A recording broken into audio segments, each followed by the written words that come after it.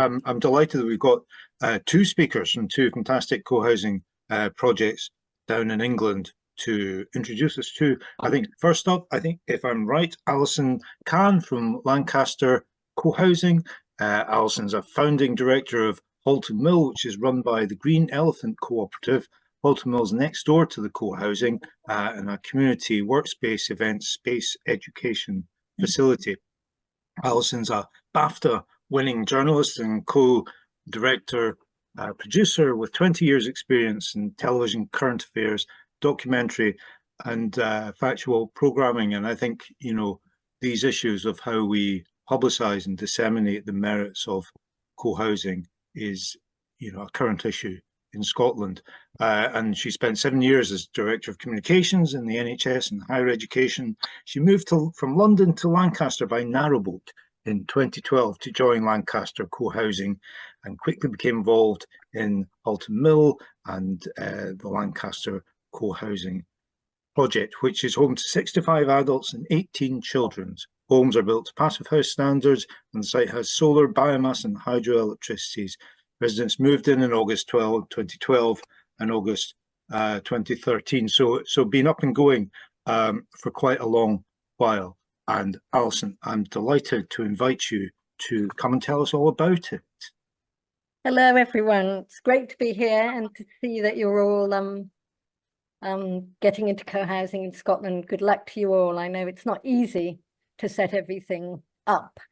I hope you can all hear me. I'm just going to talk to you about a bit about how I got into co-housing and my experience of living there.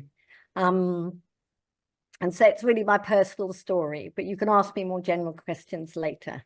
And so this is co-housing in its early days. We started in 2012, we moved in, and I joined 15 months before that with my partner, Kevin, who you can see in the blue jacket on the photo on our common house terrace. But I'll just tell you firstly why I joined co-housing. And it was really, one of the main reasons was because of my mother. What happened, my father died after they'd been married 60 years and she was living in a house in Cambridge where they'd lived for 25 years. But I could phone her at the end of the day and she wouldn't have spoken to anyone. Even though everyone in the street was friendly, she knew everybody. It's just that our society and our streets aren't designed and set up for us to kind of bump into each other and be neighborly in that way. And I just thought, I don't want to end up like that. And I just met a new partner, Kevin. My kids were about to leave home and I was looking for an adventure.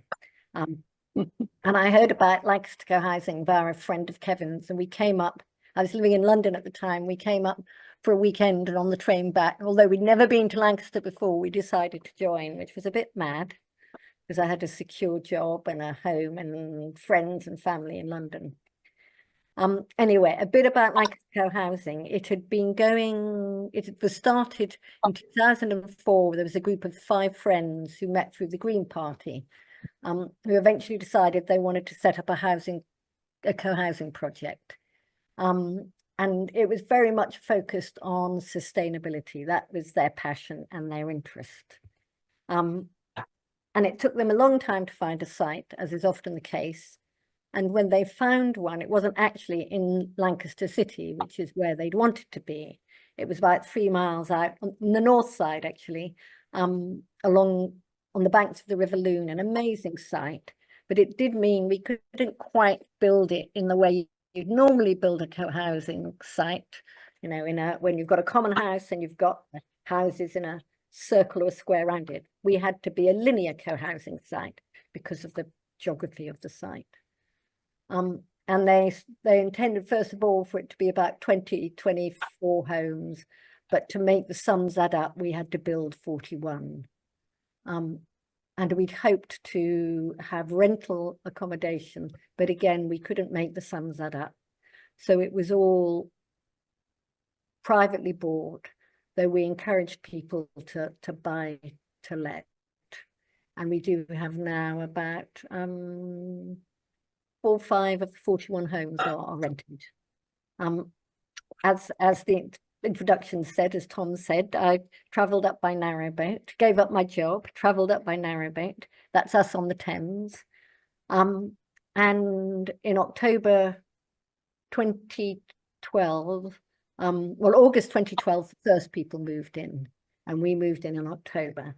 And here's a group of us helping Debbie move from Lancaster by bike. The homes are eco homes, so passive house, so really energy efficient. We worked out that we use about 15% of the energy to heat our homes that you would in a normal house. This is when it's very new, so it's looking pretty bare, you know, not much foliage. It looks very different nowadays. And this is me when I've just moved into my house. So as well as our own private homes, this is all the kind of shared space we had.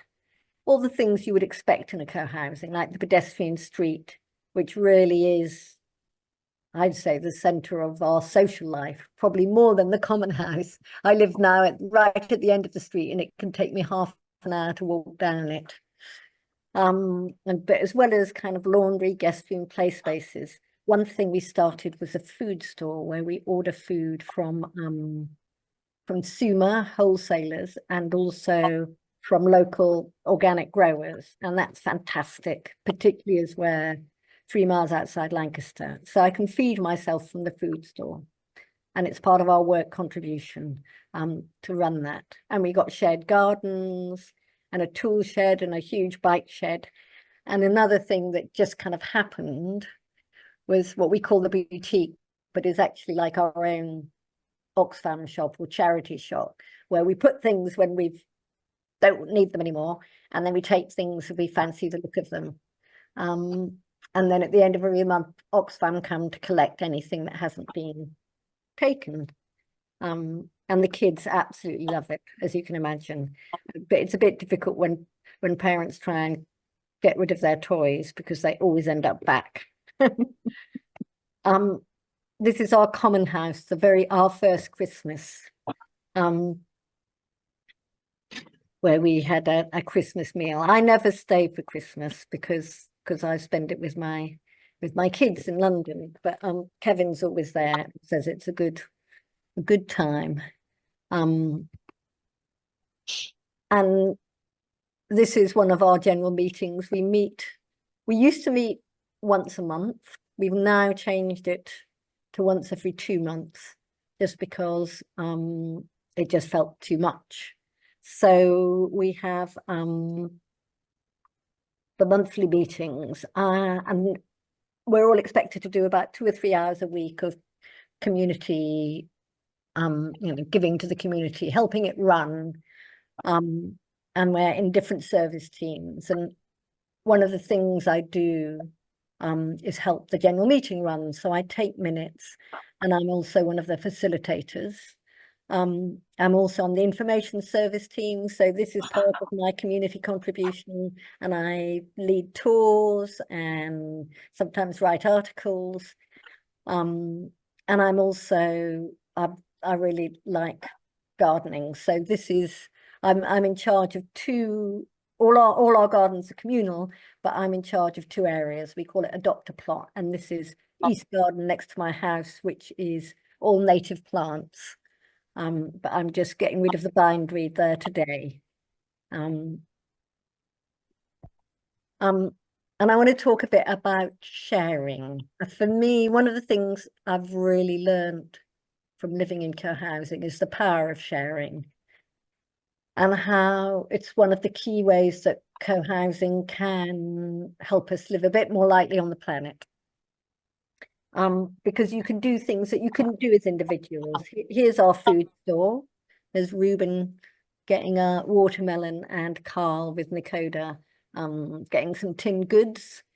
And it means that we get ethically sourced, mainly organic food, but we get it cheaper than we would in the shop because we're buying it wholesale and it's there on our doorstep. And that means we need to take fewer trips to the shops. It means I eat better.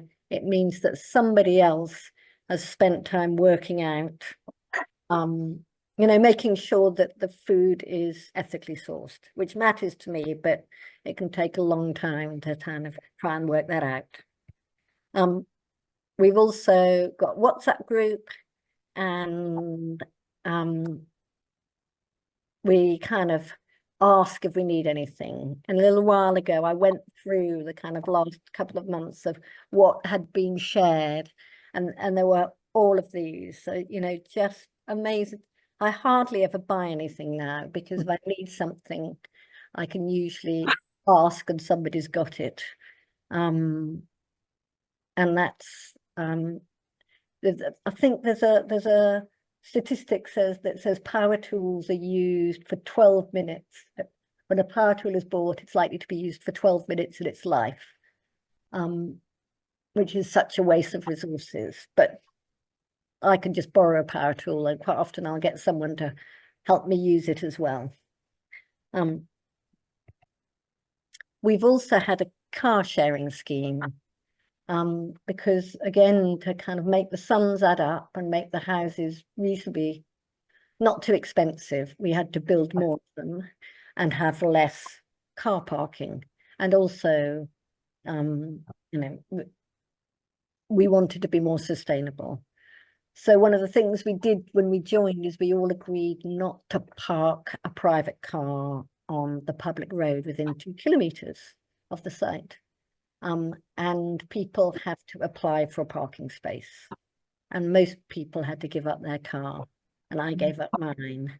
And then we've had between 4 and 7 cars, between about six of the homes have a car parking space, but the other 35 don't.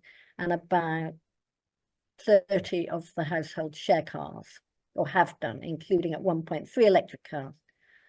But I don't know if you've seen, there's been real problems now getting insurance for car clubs. So at the moment we've had to change our model, and I share a car with 3 other people.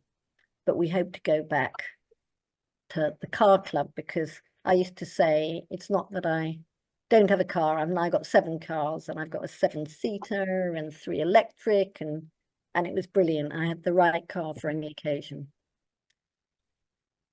So I think one thing that we were trying to do, and I think we do, is it's easier to live a sustainable lifestyle when you live in a co-housing community. We share cars, we give lifts, we encourage cycling, we help each other. We get, I've already talked about the food stores, we have communal meals. Ours is mainly, well, our communal meals are vegan and vegetarian, which again is more sustainable. And if someone's cooking you a nice vegan meal, why wouldn't you eat it?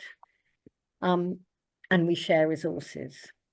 So it just, I think one of the problems is people think they're giving things up to live sustainably, but mostly living in co-housing, it doesn't feel like that, which is great. And as Tom mentioned, I mean, I gave up my job. I was Director of Communications at Kingston University in London, and I gave it up to move north without a job to come to. And co-housing has given me employment. When I arrived, one of the things I was asked to help with was with this old mill that had come to us as part of our site. And there were 3 of us who had to try and turn it into something that didn't cost us money. We didn't want to make money out of it, but we wanted it to be an asset to us in our lives, and also not to be a liability and cost us money. And so we decided to set up a workspace and rent out space. And you can see what it was like when we got it. And then this is the opening in 2013 below. And we, over the years, it's kind of developed. So we've got a big atrium that's become, people came and wanted to put on concerts and plays there. So it's become a performance space. Someone's opened a yoga studio. We have a co-working space. We have a maker space. We have a shared art studio and lots of private offices and a little kind of cafe, occasional pop-up cafe. And I ended up getting a paid job, firstly as kind of deputy operations manager, and then as the operations manager, which I retired from last year. So it's been amazing to have the opportunity to create something, and I'm really, really proud of it. It's a wonderful place. I've made lots of friends there. It's an incredible asset to have at the end of our street. And who'd have thought when I left London that I'd end up founding and running a work and event space. And the other thing I got was one of my neighbours had been a film editor and done some filming.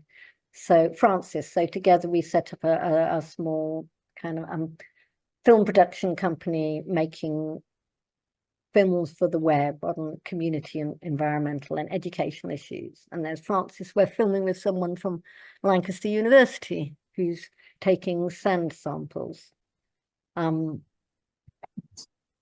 I also got involved in so many different things, and it's one of the things I think I like about co-housing is there's always something interesting going on. The top photo is by the Weir, where we partner with the village, the local village and community association came to us and asked for our help in creating a community-owned hydro on the Weir, just up from where we live.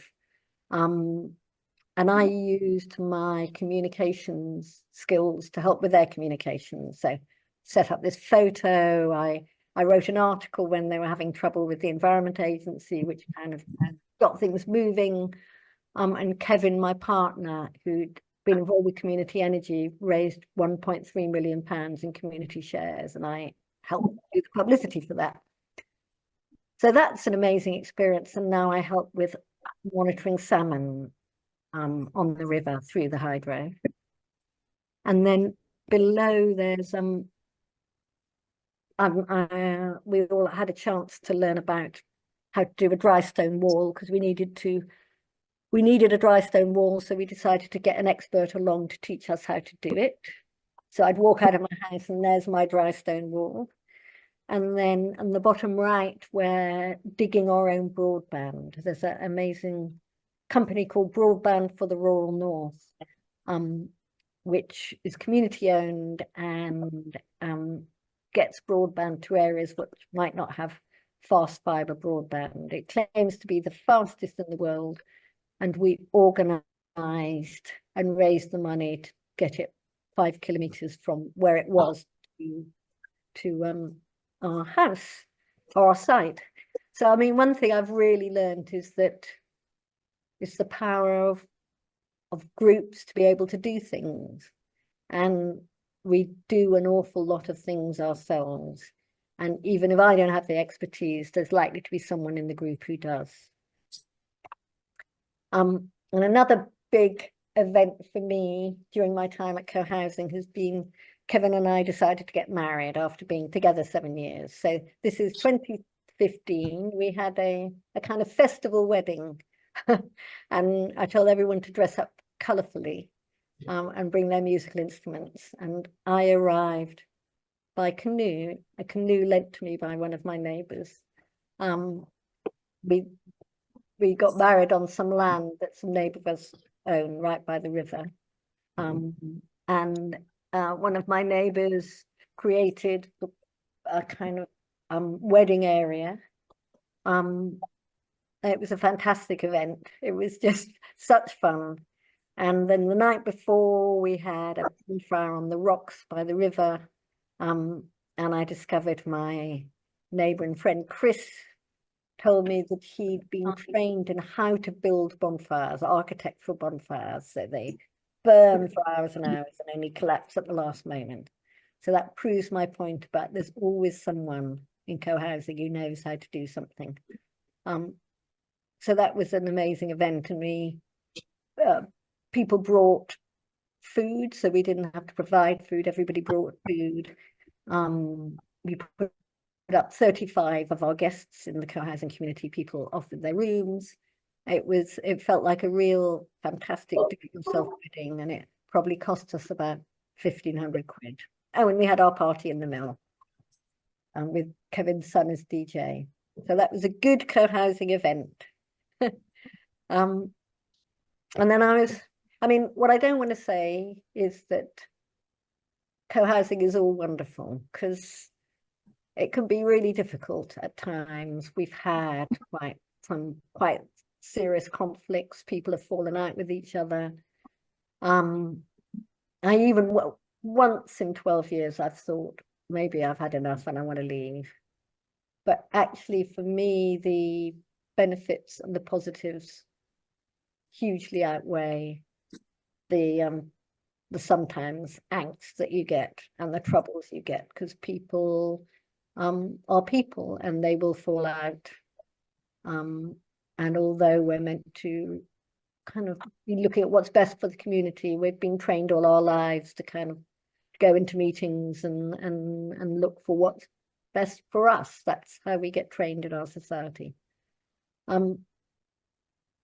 But I love knowing all my neighbours, and so I thought I'd end with just talking about the last couple of weeks and how co-housing continues to enrich my life. So actually the last 2 weeks I've spent in Scotland, coincidentally. The first week, pictures on the left-hand side, were in Arran, and I went with the group on the boat as a group from co-housing, and I've been going to Scotland every year to the Highlands and Islands with some neighbours, and we go walking, and a few of us tend to go and wild camp as well, including Charles, who is 81, the guy on the left-hand side. And it's really good fun, and it's a way of getting to know people better. And the one below is me on the top of Goat Fell. And then the pictures on the right-hand side, the next week we went to the Isle of Bute, because my neighbour John, who you'll see there standing with me, he was one of the founders and was the project manager of our project. And he went on to buy up some properties, kind of run-down flats in Bute, and do them up and let them out at affordable rent to people either on benefit or key workers. And he spends about a third of his time up there and has a flat there. So we went to stay with John, and we were surprisingly lucky with the weather. And there's Kevin relaxing in a walk around the coast. So 2 really nice weeks with neighbours, and I really didn't have to organise anything except book travel to go there. And then I came back on Saturday evening, and on Sunday, yesterday, I had a really good day, co-housing day.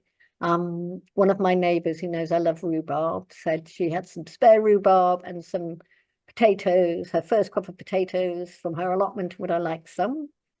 So of course I said yes. There's Kevin in our shared art studio in the mill. So I did some work doing this presentation in the art studio. And then in the evening there was, we have lots of different ways of having meals. One is there's a vegan club on a Sunday evening. So someone cooked me supper, and then we sat in the common house and watched the football.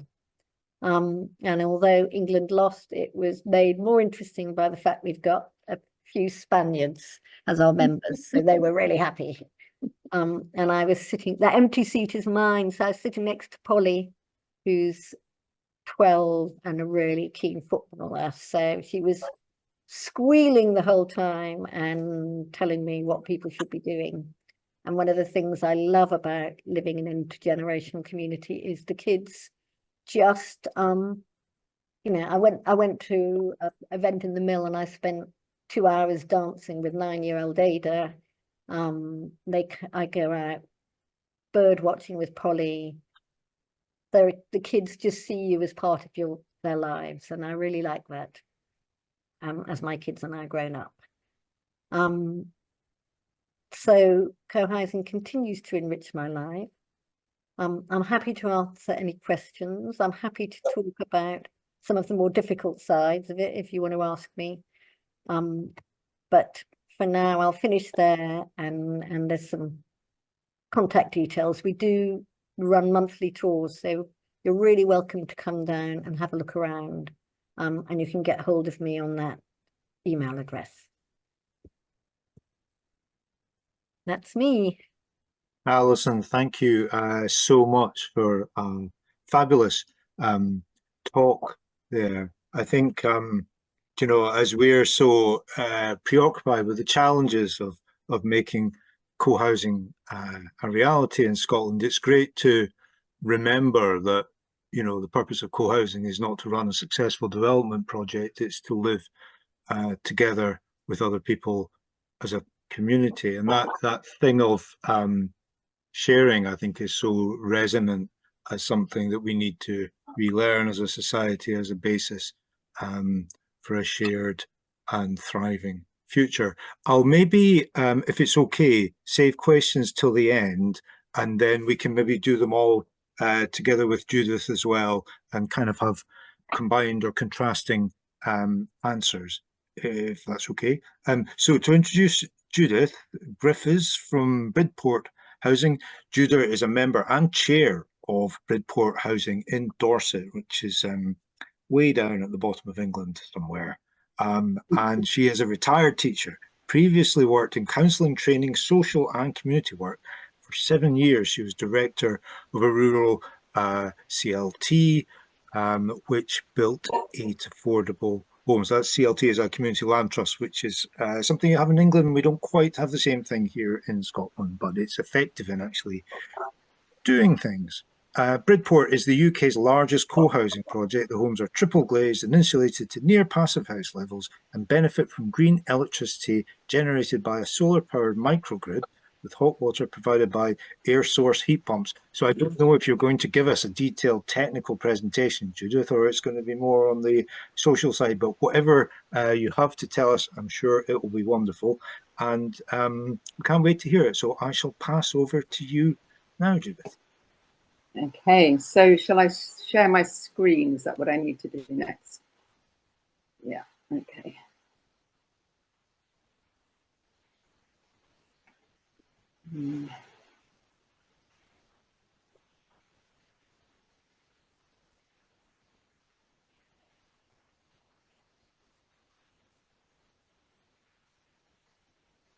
Looks right.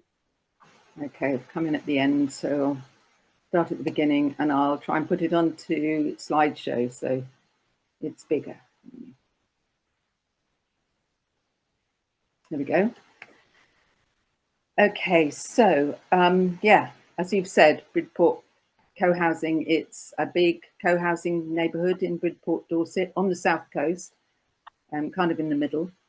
And here you see the site, and we're on the northwest edge of the town. The centre of the town is actually up over that hill, and then it goes down to the south and it finishes before the sea. It's just we're about 2 miles from the sea.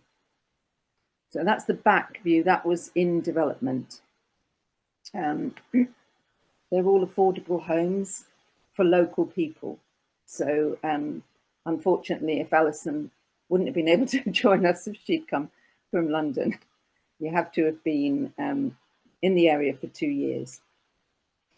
And the tenure is both shared ownership and social rent. This is the view looking north. So we're right on the edge, of, as you can see, of the countryside and the town.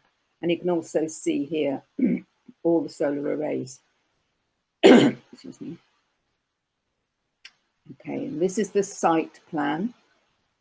So you can see how it relates to the whole field. It was a field before the development was built, and it was the last field of a family, a Bridport family who had gradually needed to sell off their farmland. This was their last field, and they wanted it to be some kind of community legacy. So they were very happy to keep the option open for 7 years for us to buy it till we could raise the money. So you see that the pink and peachy coloured squares, rectangles, are houses, the blue are the flats, and the purple is the common house, which actually this was original plan and it's not going to be that big because we're building it ourselves. It's the only way we've been able to afford it. You'll see that this, like Lancaster, the cars around, not in the streets between the houses are all walking streets, the cars are all around the edge. We've also got a little workshop down at the very south bottom bit. So we also are an intergenerational community. We've always wanted to be that, and we definitely are. We've got people, children from, I think the youngest is just a year now, and one person in their 80s. So that's the age groups on the left-hand side. You'll see that we've got more people under 50 than we have over 50. And the demographic of this area is quite old. So we do reflect the local demographic. And then we've got a variety of households, single people, couples, adults living, some families with children who haven't left home, 13 single parent families and 9 two-parent families. We've got, in our local lettings policy, we have 2 limits. One is that only 40% of residents can be over 60, and then we have 40% of residents we want to be families. And that's, our local lettings policy is shared with the local council, the parish council, and the housing association, which we're partnered with. Okay, so in order to accommodate the intergenerational aspect of our community, we have different sized houses and different tenures. So there's 39 houses, 2, 3 and 4 bed, 14 1-bed flats, and of those 53, 26 are social rent and 27 are shared ownership. Some with Bridport Cohousing and some with the housing association. So you see here, these are the streets. The top right-hand corner is one of the flats, blocks of flats. There are 2 blocks of flats. That one in the corner has the laundry and above it the guest rooms, although they're not operational yet. We're having negotiations over the leases with the housing association. And as you see, we have greenhouses, sheds, water butts. There isn't a shed. Oh yeah, and on the left-hand top picture, there's one of the shared compost bins. Quite a lot of those around the place. So one of the, I was asked to talk about what it's like to live in co-housing, and one of the huge benefits for everybody is our energy system. We're a microgrid. The bottom right has got our huge picture, has our huge battery in it. You saw the solar arrays. Top left, on the roofs, they look like chimneys, but actually they're the inlet for the air source heat pump, which heats our hot water, and the inlet and outlets for the mechanical ventilation heat recovery system. Okay. And then to try to make our transport more sustainable, we've got electric charging points and we've got lots of bike sheds. But when I was asking people what they, what it was like to live in co-housing, the thing that came up from everybody was about social connection. We've only been, the first person to move in was will be 2 years ago next month. And the last person moved in 2 days ago. So connections have been growing and building over that 2 years, but based on years and years of being a community in development. Started 15 years ago. So part of what enables more social connections is the design of the co-housing neighbourhood. So on the top left, you can see people walking in the street. In the middle, at the front of every house, we have these fantastic benches, which face south, and which are just great for neighbourly chats. But also, kind of culture's grown up that if people are reading a book, or they're kind of lying down, or they don't look up, then you know that they're not in a particularly sociable mood. So you just maybe wave or smile and move on. That's something that's, like lots of elements of our social connections, still being worked out. And then in the right-hand corner, there's two people on the balcony of the flats, which also lends itself to a very nice viewpoint up there to survey them. So, as well as those kind of smaller get-togethers, the street is amazing for having celebrations. We have a lot of fun together. This was last summer. Two people got married, and we had a reception out on the street. Everybody brought chairs and drinks and food, and it was really fun. And we've got that big top field. We've got a fire pit up there, and people have various kind of celebrations at seasonal times of the year. We had a fire on Saturday, which was glorious up there. So this was, I've been asking people to let me know what they think, and this was one person's view of living in Hazelmead. Living in Hazelmead feels like a sanctuary. I feel like I'm home, not the moment I get through my door, but the moment I step foot on site. There's always someone to share the day's joy or pain with. There's so much opportunity to learn here, not just about co-housing and the incredible wealth of knowledge that is shared within our community, but also about other people and myself. I wish there were more hours in the day.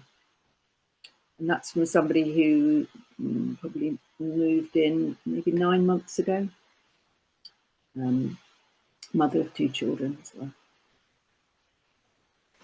And I asked the children, or some of the children. So there were 30 children, I think it is, and 70, 70 something adults. And the children said, these are the things that they say they like: lots of space to play, the tarmac, which if you look in the top picture, there's tarmac at the bottom of the site. And we had to have tarmac. We didn't really want it, but we had to have it for bin lorries and emergency vehicles and things like that. But the children love it because it's fantastic for biking and scootering and rolling down on their skateboards and roller skates. They also really enjoy the field and the rope swings, which are up on the back bank, and making dens. And so that's in terms of the kind of actual physical environment. But the other things they talked about were having friends to play with after school and at weekends. And in this photo on the left is the pop-up shop, which some of them made one Sunday morning, which was fun. Invited everybody to, I had my nails done. And they made little bangles and all kinds of things. And they love having other houses to play in and adults of all ages to help and learn things from. And they also talked about feeling safe there. This was one child's quote. It's fun, I can play every day. When I first moved here, I hoped there would be children my own age to play with, but I'm so lucky because I've got friends of all ages now, even adults, which is great to know. They appreciate being played with by us. So one of the other, other ways of making those connections, which people are finding so valuable now, is through working together. And in these pictures, you'll see us gardening, harvesting the broad beans. That was this week. And then putting them in paper bags and then going and delivering them to people's houses. That was really fun. And last weekend, we also put up the yurt, which we've taken down for the winter.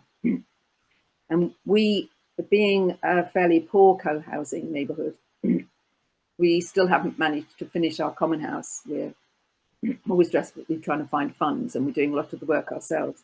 So we bought a second-hand yurt. It went away for the winter, but last weekend it was put up again. That's people all doing that together. And this is the major job of working together, which started last summer with those car tyres and gravel, which are our concreteless foundations. Then with making the floor, which is, or the roof, I can't remember which, but there's floor cassettes and roof cassettes all stuffed with straw. And then on the left is processing the clay from our land, and the two on the right were this last week, putting the clay, making the clay plaster and putting it onto our straw bale walls. All the materials that can be are locally sourced. Straws from a farm 3 miles away. The racing car tyres are recycled, and the gravel is fairly local, and all the timber comes from a forest about 5 miles away. Okay. So the little picture is the architect's drawing, which, yeah, we're getting there. But what's really, I suppose, really rewarding about it is that we are doing it ourselves, even though it's a mountain to climb. It feels like sometimes it is also really, really does bring us together, and it's a great chance to chat and feel a sense of satisfaction about working together. The other thing, another aspect of co-housing which people really appreciate is the common facilities that we have, which we wouldn't have if it wasn't co-housing. So we grow food together. There are areas behind every house. Every house has got its back garden and its sort of front garden, and behind that there are like small allotments, but right along the streets behind the houses. And this shows, this was actually harvest last year, and then produce being put in crates for people to take. Bottom left is the back building. On the left is our workshop, which hasn't come into its own yet, but is there ready. The top left hand is us having our first members meeting in the common house, in the half-made common house. You can see the ceiling isn't painted, and there's tarpaulins on some of the trusses. And the right-hand one is the outside of the common house, and again, some of the tarmac. Okay. So as well as the social kind of impact on our lives of living at co-housing, there's also a really positive economic impact. It's a more affordable lifestyle for us. As Alison was saying, each one of us doesn't need to have everything. And that's, you know, certainly happening here. We're sharing resources. There's some car shares going on. Unfortunately, we live in a very rural area, and public transport is hopeless. I think there are 3 buses to 1 train station a day, and there are 2 hourly buses to another train station. They're both about 15 miles away, for instance. So it's hard to do without a car, but several people's cars have failed their MOT and they haven't replaced them. They're organising car shares. And we've got a WhatsApp group for lifts. So we share washing machines, and we're still sharing washing machines in some people's houses because we haven't got the laundry yet, but we will one day. We share lots of tools. As Alison was saying, not everybody needs a power tool.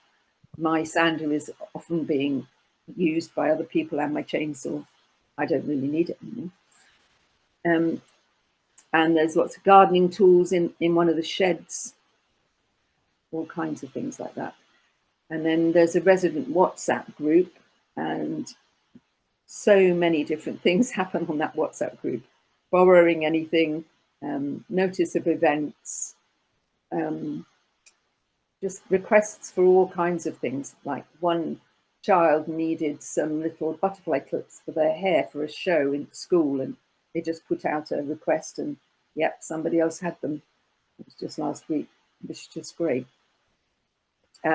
We share homegrown food, And we do share meals. We haven't got our common house up and running, but we have shared meals in different people's houses sometimes. So that's all of that is saving us money and saving, diminishing our impact on the planet, because we don't need to use as much materials. And we're also sharing skills. So like the rope swing, one child managed to break the rope swing, but somebody else managed to fix it. We don't need to have, gardeners or big machinery to come and cut up branches, cut the hedges. We can do it ourselves. And we can learn, we're learning from each other. People are teaching cooking to each other. Somebody did a sushi workshop recently, which was great. People are showing each other how to sew, garden, all kinds. And then, so we don't need to bring in experts and have to pay them lots of money, which is great. Our energy costs are incredibly low. We haven't actually got all the app up and running for charging for our energy. So we're not quite sure how much it's going to cost us, but our rate is half what I was paying before per kilowatt hour. And we are selling energy to the grid in the summer months. So that's great. And our service charges are low compared to a lot of other rented properties, because we do a lot of the work ourselves, basically. So everybody's happy about it being affordable to live in these amazing houses. However, as this member says, it's also quite demanding.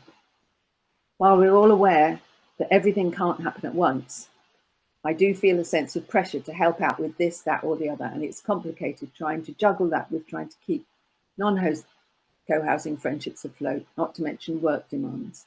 Hopefully in time, it will all settle down. I think we're all feeling that. We all hope it will settle down. And we do keep reminding ourselves that this is all very new for us, and there are a lot of us here. So much as we are all really enjoying it, it is demanding in these first years. And what Alison said about having a members meeting only every 2 months, I was just like, oh, wow, I hope we get there eventually, because we have an awful lot of meetings, because a lot of things need to be decided at this stage in our development. And this is one of our environment is one of the things that needs a lot of attention, a lot of work, a lot of deciding about, because we're trying to organize ourselves in a permaculture way. And so there are a lot of things to be taken into account. And our year will be up, our year of observation will be up in the winter, which is quite a good time, because then we'll have more energy to plan exactly how we're going to use the land, especially our kind of 3-acre field. So we've got our big field, we've got an orchard, we've got lots of trees, borders like this one in the photograph, and the food growing beds you can see behind it. We've got conditions on our planning approval to safeguard biodiversity, so we're very conscious of what we grow and how we use the land in relation to other creatures that are living on it. We've got a big waste management push, and we all share the bin stores and big compost bins. So we're trying to change our habits in that way. We've got a sustainable urban drainage system, which includes swales that are planted with special turf. And so we need to look after that to make sure that our water doesn't flood down into the rest of the area. The food growing beds, and we've got paths and roads and all of it, a lot to look after. And we're still building up the systems with which to cope with all that. And so one of the kind of underlying foundation elements of co-housing, Bridport Cohousing as a community, is nurturing our culture and growing that community. And it is one of the challenges as well. There's a 15-year history, there's long-standing members and newer members who haven't had the opportunities to meet together for as long, to make more personal relationships, to understand each other and really kind of plug into the values and ethos. We do have a membership process and we do have members meetings to try to integrate that. And our structure and our governance, we have chosen to support everybody being involved. So we use sociocracy, where every voice matters. We use consent decision making. We work in circles which have a level of autonomy and relationships to broader circles. And participation is definitely one of our challenges. People do commit and agree to 2 hours work a week. And that was just set as an idea until we knew how much work there was to be done. But I suppose, as with any organisation, you get the people who do and the people who don't do. And it's a constant source of question and discussion how to get people on board. And some things work and some things don't work. But overall, I think everybody does really appreciate the ethos of sharing and caring and being good neighbours. This was another quote. It's 2 little children looking out into the future. We're still discovering what it's like to live in co-housing. We've only just had everyone move in and people are still adjusting to their new lives. We're still building the common house and transitioning from the development phase to the living and putting down roots phase. What it means for us all to live here is going to change and grow and develop over the next few years and into the future. And this is a quote from somebody else saying what it's like living in co-housing. I can tell you how it feels to return home after 3 weeks working away. And this was just about 2 days ago. Like returning to a wonderful village full of family and friends. The kids were all outside playing games. Every person I encountered on my journeys backwards and forwards unloading my van greeted me with smiles. My friends greeted me with hugs and conversations and offers of help. And we face, the site faces south, but the other side faces west, and we get the most wonderful sunsets. So this is just me. This is one of the things that I really appreciate about living where I live.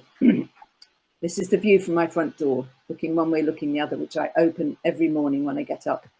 And in front of me is the hill as well. And for me, one of the really significant things about moving to co-housing, and I used to live in an old rented cottage out in the sticks, is that I felt that my life would have kind of narrowed as I got older living there. But living in co-housing, my life has just expanded enormously. Living with people of all ages, different backgrounds, different nationalities, different quirkinesses, different likes and dislikes, has been amazing, is amazing. And it's not only that, but a bit like Alison, I found that my skills from previous jobs and experiences are valued and they're kept sharp. And I've learnt an enormous amount and will continue to learn an enormous amount, like how to make sushi the other day. And over the last 5 days, how to make clay plaster and put it onto walls that look absolutely beautiful now. So I feel I'm really, really fortunate, and I'm really glad I took what felt like a big risk to leave my family home, and my children have gone, but my family home of 40 years to move close to town, which was a bit of a shock. But it's just been absolutely worth it. I've never regretted a moment. And this was a poem I just wanted to I'll leave you to read it.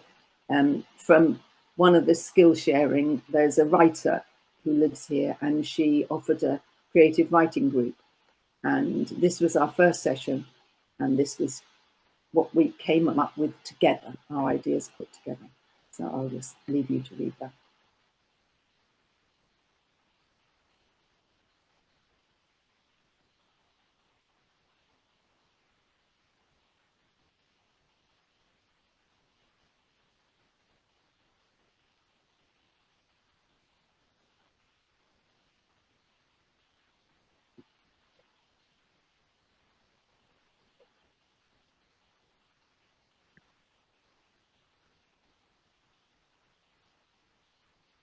And then I'll stop sharing.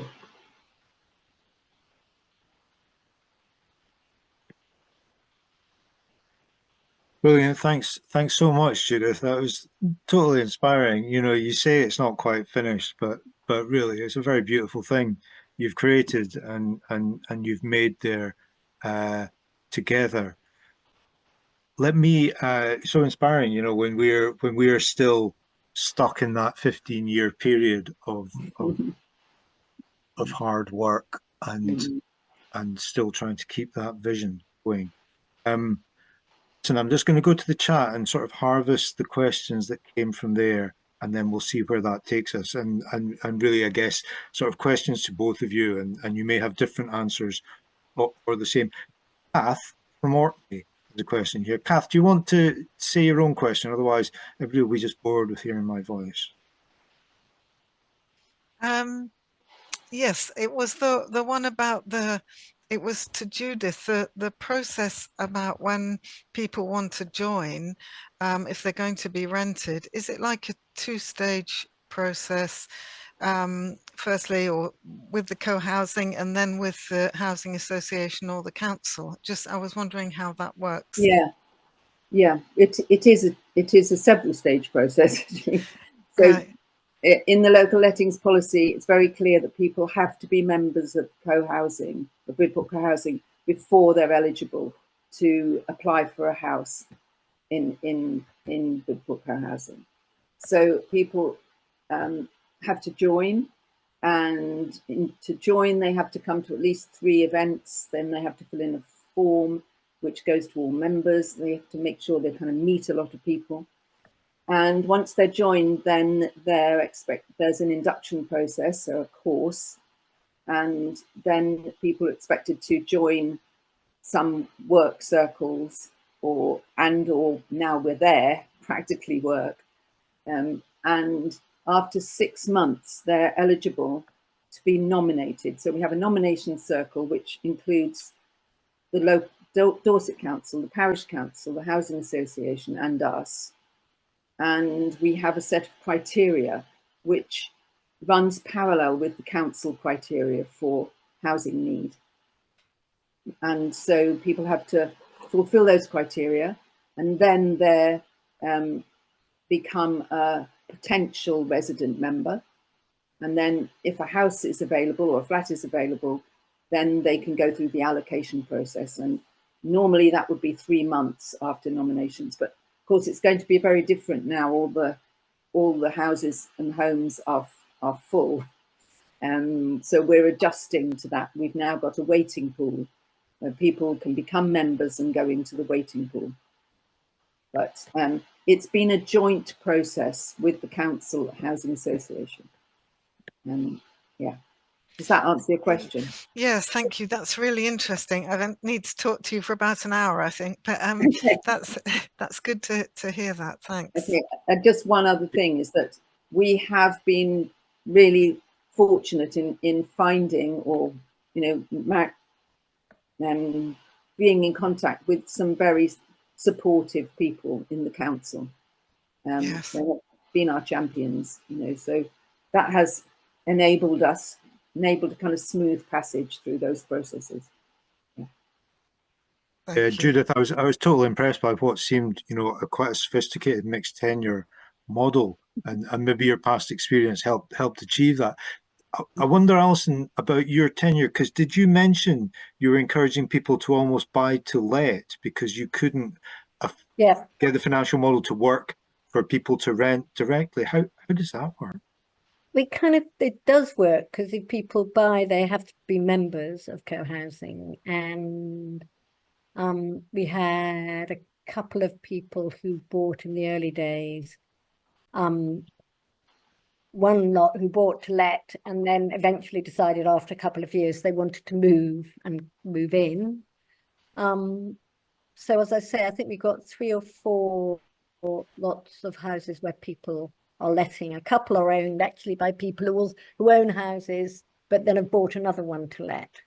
But we're also really aware that there's a certain amount of insecurity in that. So we spent a lot of time thinking, could we get any of the houses that are owned by the community or properties to let? And a couple of years ago, we basically said anyone got any money they could put in to buying a house, and there's a very kind of unmarket interest is paid, or no interest at all. And so we've now got one that the community owns that we let out. And there's another member who doesn't have any close relatives who's left a home in her will. So we're hoping gradually to build up a few rented places. But I mean, actually we ended up being involved with some of our members with the Community Land Trust next door that's built 19 passive house homes for shared ownership and affordable rent. So that's kind of part of our way of saying, okay, we're not doing it as well as we like to hear, but we've created something. But it is really hard. I mean, I'm really interested about how you managed to do it, Judith. It's really hard to make the sums add up. Yeah. Brilliant. Maybe that brings us on to Margaret Whitelaw's question about business planning. Margaret, are you there? Yes, I am. Thanks, Tom.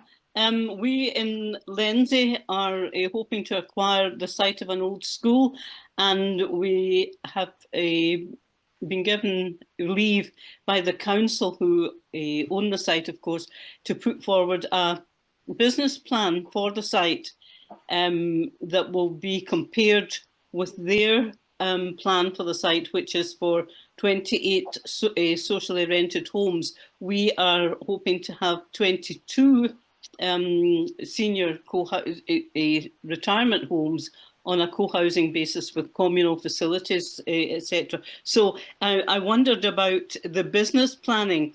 Did you get help with that? And where did you go for help?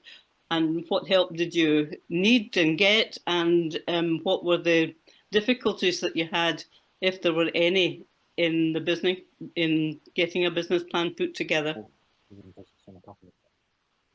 Mm-hmm.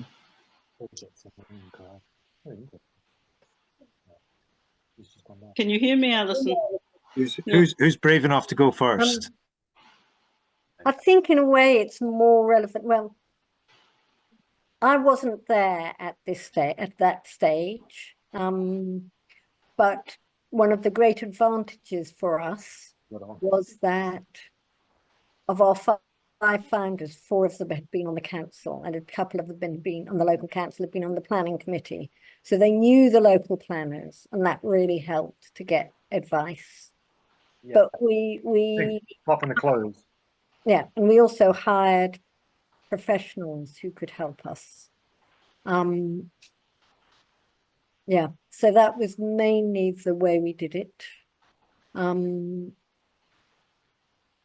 But I think it was the relationship with the local council, because as Judith also said, was absolutely key.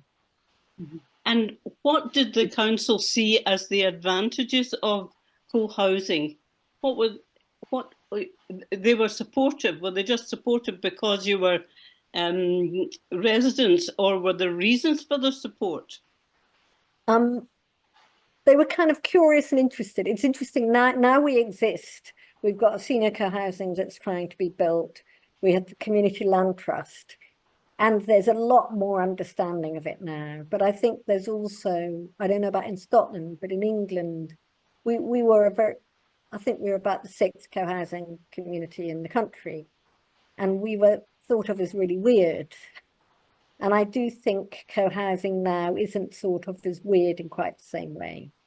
Not in my neck of the woods. It's not. Trying to mainstream it is very difficult. So a lot of it seems to come down to pounds, shillings, and pence. And we are trying to emphasise the preventive spend in senior co-housing, the health and social care savings. And I think that's really important. But there's also one of the big problems socially is loneliness and the impact of loneliness on health. So, I mean, I do think there are a lot of arguments that you can use.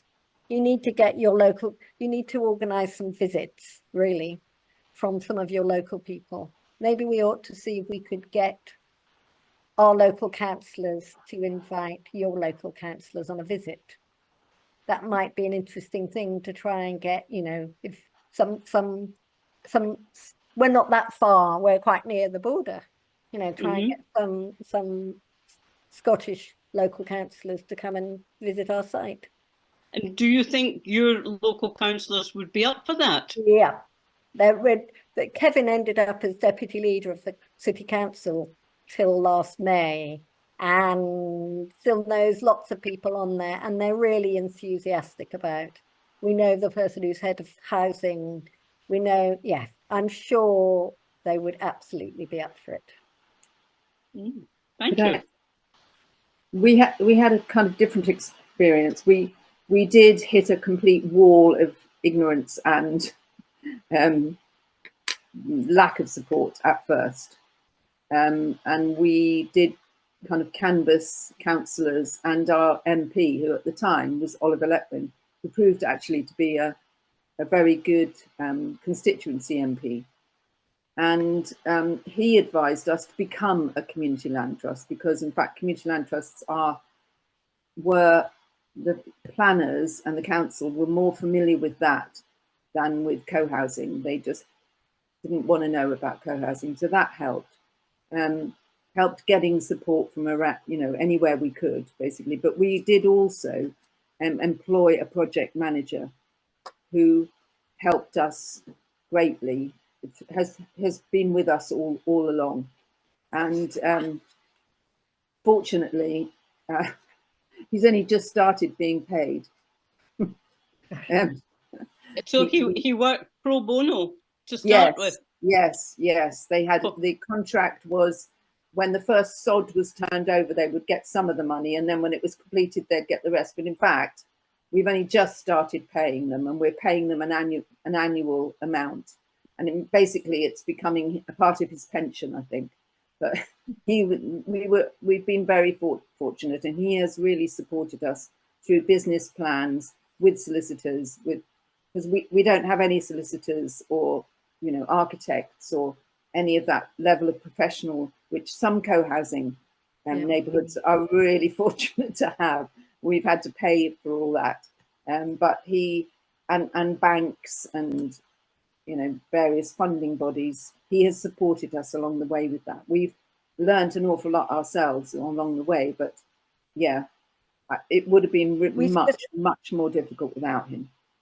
Just to say, when we set up, we decided, although we're basically a cooperative, we decided to set ourselves up as a limited company, because banks, councils, everyone else understands what a limited company is, and it made us seem more respectable. So anything you can do to make yourself seem more normal is helpful. I think it's useful to look as to whether you want to be a cooperative or a community benefit society. We're a community benefit society, but places like Chaco are cooperative, and they have different benefits and disadvantages, and it's worth looking at what legal status you want to be. We are also a company limited by guarantee as well. Yeah. But being a community land trust means your assets are fixed. So there's more trust out there in the authorities, because you can't make profit on it. So those things all help, I think, in terms of the economic financial picture. they know that there are safeguards.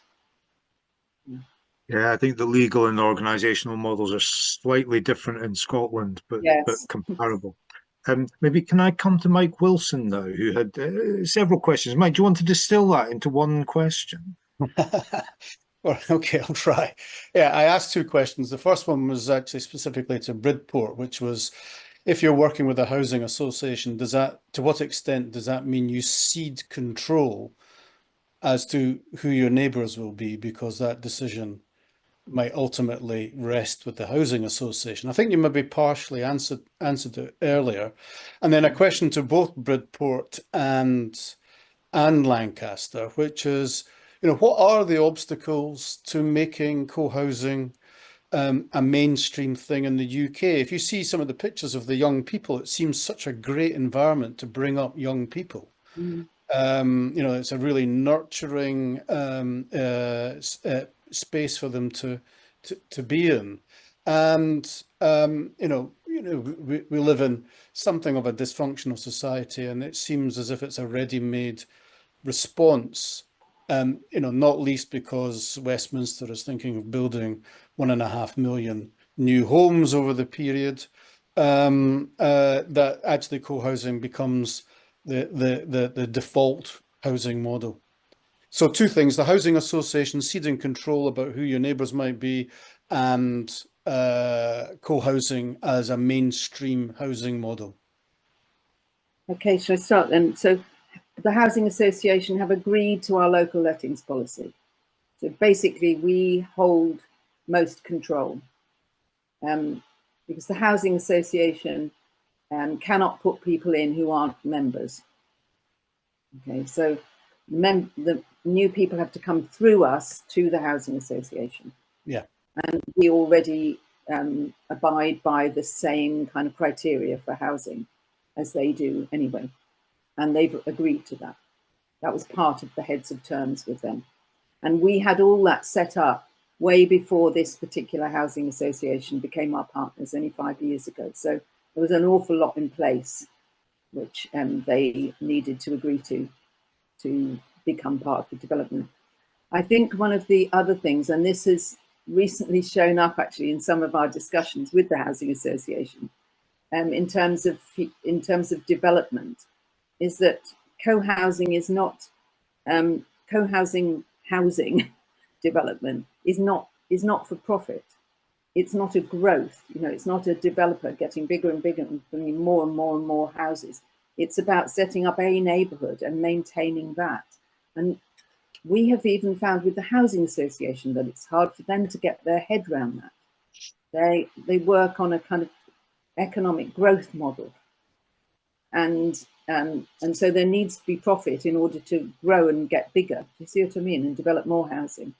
And it does feel like quite a different foundation than co-housing, because it's building a lifestyle, not just housing. And hence the common facilities and the giving work back. We have found it, although people say, oh, yeah, that sounds a good idea, but it wouldn't be for me. Or, oh, no, that might be too much. I wouldn't be able to.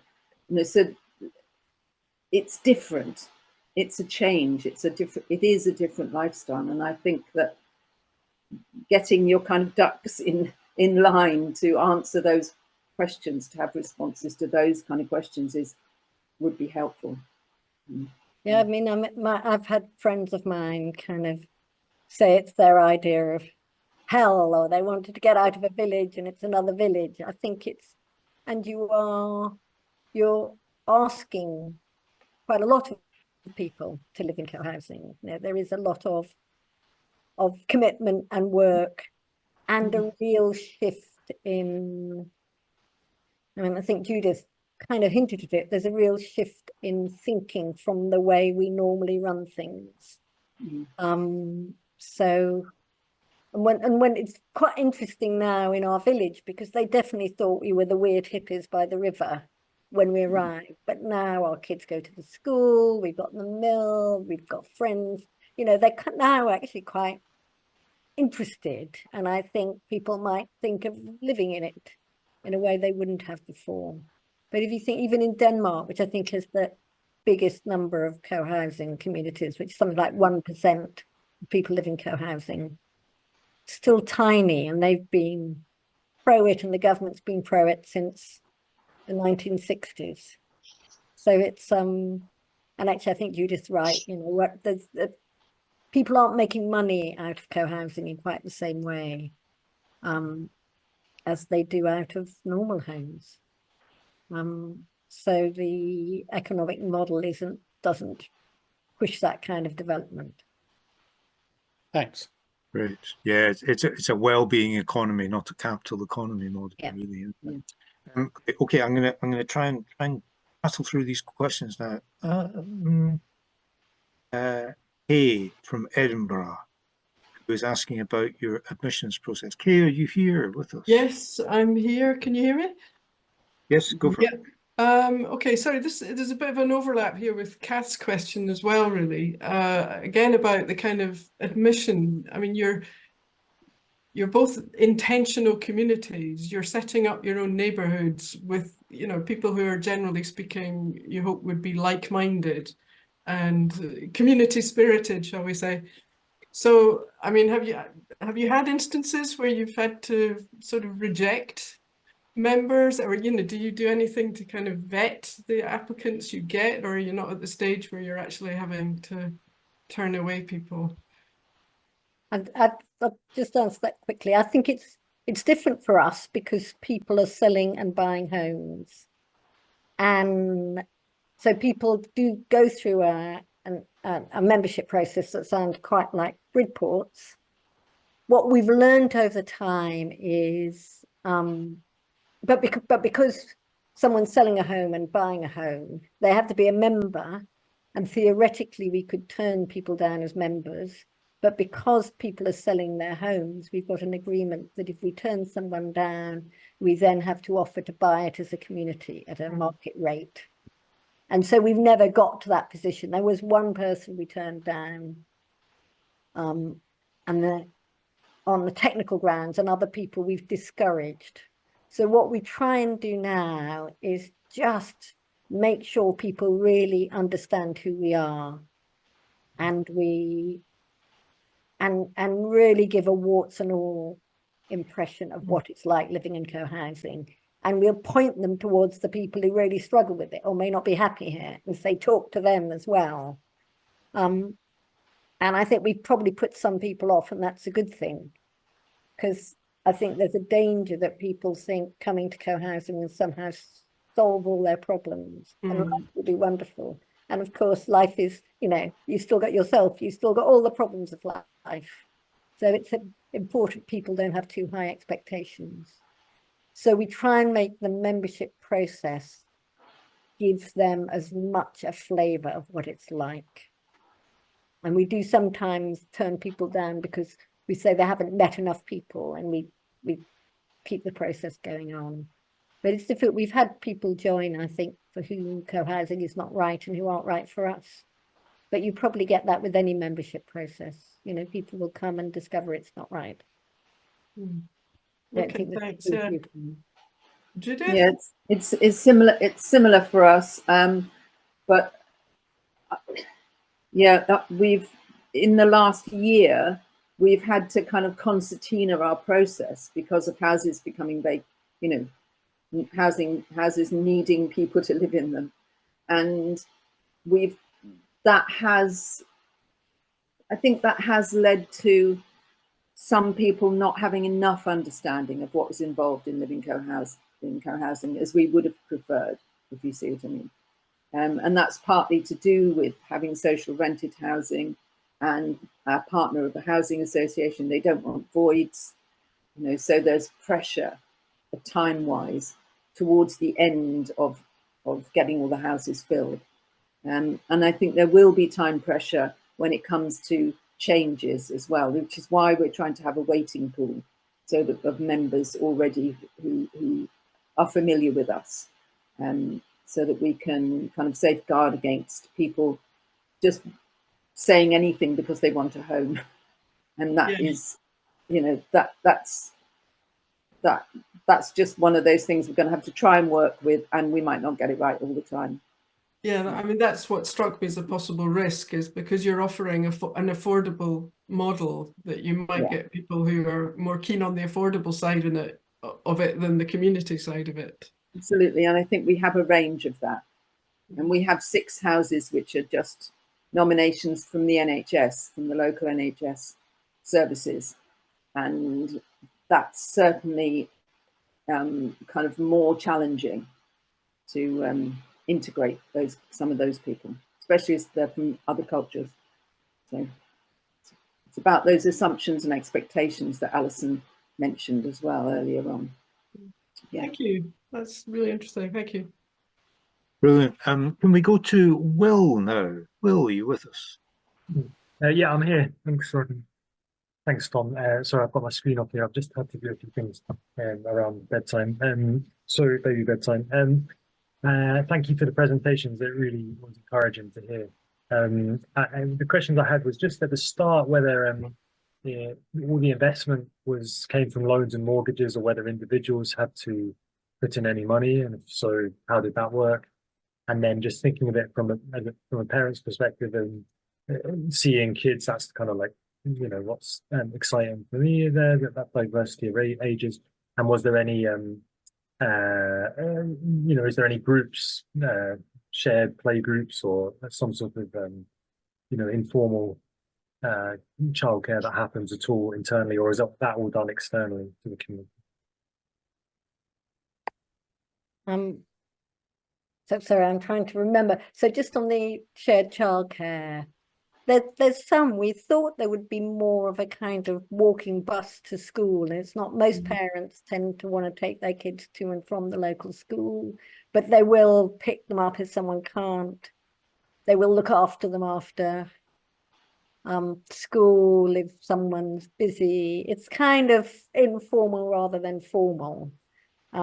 Two families took their kids to the same nursery, so they share transport. It's kind of ad hoc, informal. On the finances side, we asked the bank, I think, who what they would want us to ask from people to know that they're serious when we were setting up, and they said that they provide £5,000. We knew by then it was going to be, and so people were asked to put £5,000 into the pot to develop co-housing and show their commitment. And then once we had a site and started building, if you wanted to reserve a house, you had to raise 30% of the house price. So I remortgaged my home in London to do that. And the other thing we did is, when we got the chance, because we'd spent ages looking for a site, and then suddenly we got a chance, told of this site, and got the chance to buy it, but had to come up with the money within about a week.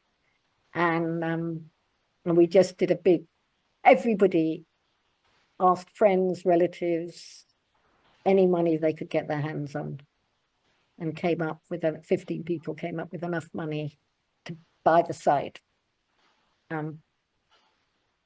So yeah, it was just going wherever you could, really.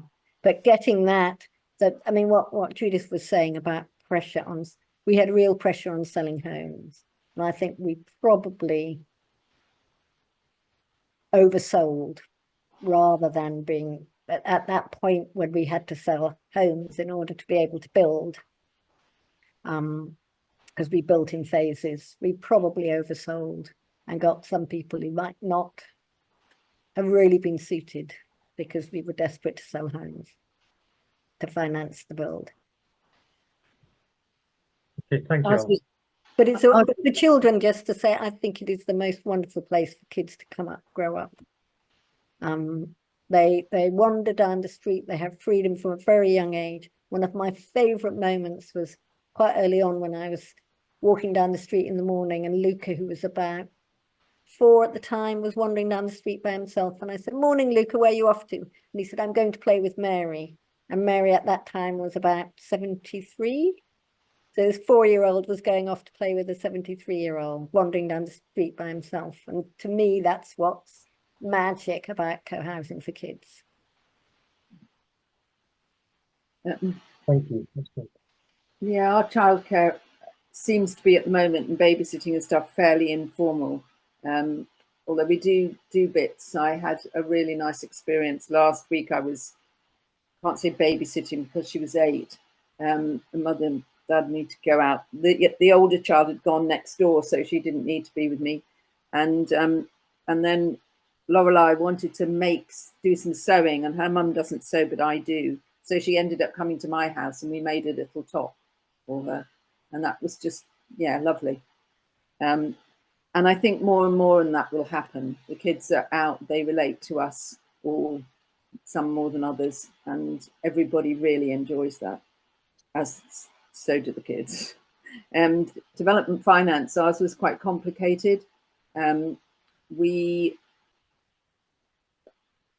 sought grants from Homes England, and we got some for shared ownership and social rent, but then we transferred those grants to the Housing Association, because the Housing Association became the main financial developer of the social rent houses, and Bridport Cohousing and developer of shared ownership, most of the shared ownership, not all.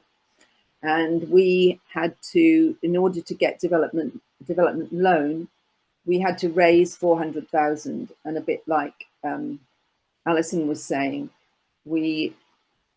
people had some savings, or they asked their friends, or some people already owned somewhere and was selling it because they needed to downsize, or it was unsuitable in some way, so they got some remortgaging. Anyway, we managed to raise that money, and we got the development loan, and we'll be paying that off forever, it seems. The same, very similar situation with the land. The first part of the land that we needed to buy, when the option came up, we had 3 weeks to buy it, and we just asked everybody we knew, and we got the money.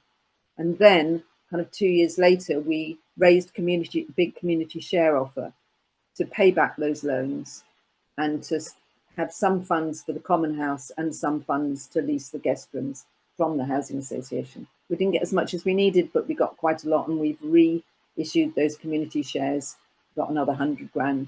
And now we're trying to find a loan to lease the guest rooms. I mean, it just goes on and on the financing, it seems. But it's various sources, whatever we can find. Yeah. Community shares has been good. Brilliant. Maybe just to quote Hilda Hope in the chat, thank you for excellent presentation, so inspiring and motivational.